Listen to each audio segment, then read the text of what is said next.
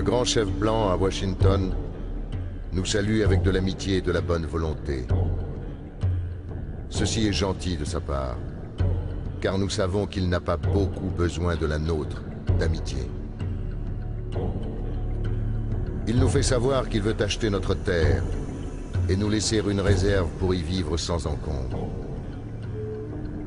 Cette offre paraît juste et même généreuse, car l'homme rouge n'a plus de droit à faire valoir face à l'homme blanc qui peut venir avec ses fusils.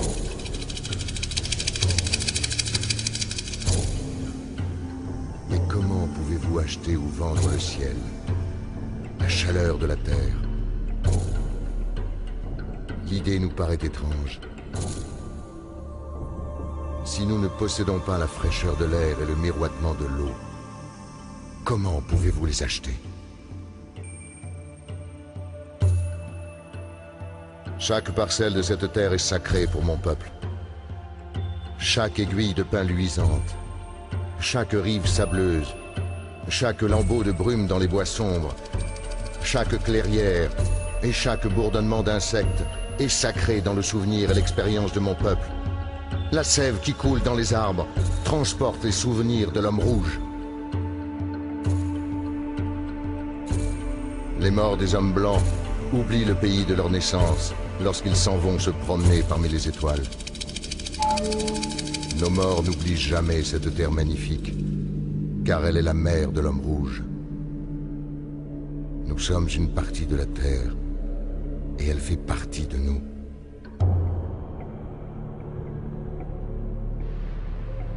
Nous savons que l'homme blanc ne comprend pas nos mœurs. Pour lui, une parcelle de terre ressemble à la suivante, car c'est un étranger qui arrive dans la nuit et prend à la terre ce dont il a besoin. La terre n'est pas sa sœur, mais son ennemi. Et lorsqu'il l'a conquise, épuisée, il va plus loin. Il abandonne même la tombe de ses aïeux. Et cela ne le tracasse pas. La tombe de ses aïeux et le patrimoine de ses enfants sombrent dans l'oubli. Il traite sa mère la terre et son frère le ciel comme des choses à acheter, piller, vendre, comme les moutons ou les perles brillantes. Son appétit dévorera la terre et ne laissera derrière lui qu'un désert. Nos mœurs sont différentes des vôtres.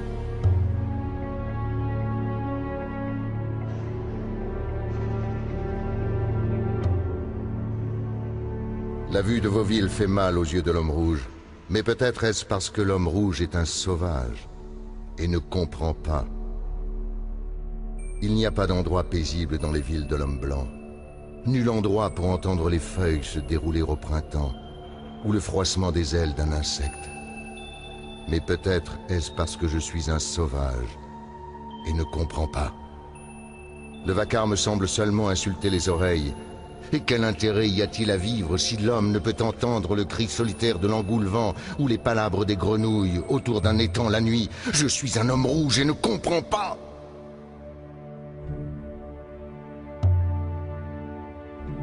L'Indien préfère le son doux du vent s'élançant comme une flèche à la surface d'un étang, et l'odeur du vent lui-même, lavé par la pluie de midi ou parfumé par le pin pignon.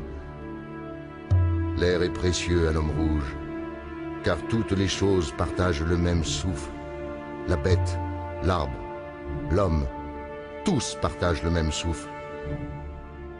L'homme blanc ne semble pas remarquer l'air qu'il respire.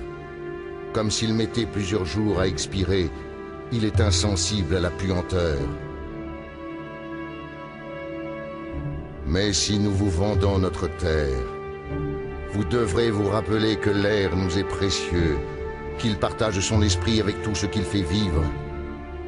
Le vent qui a donné à notre grand-père son premier souffle a aussi reçu son dernier soupir.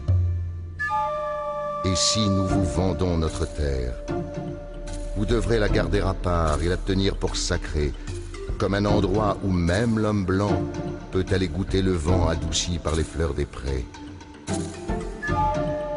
Nous considérerons donc votre offre d'acheter notre terre.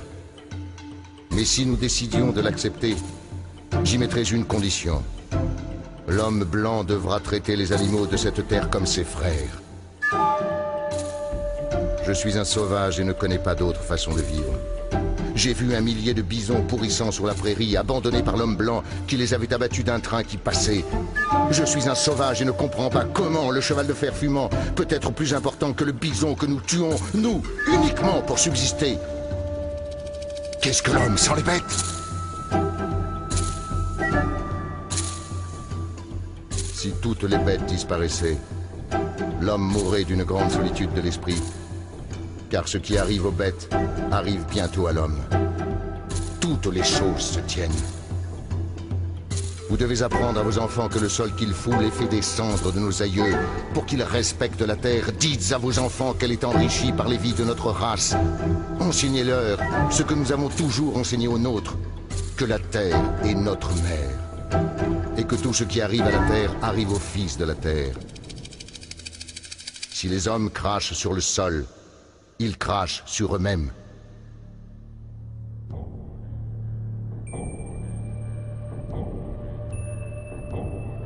Nous savons au moins ceci.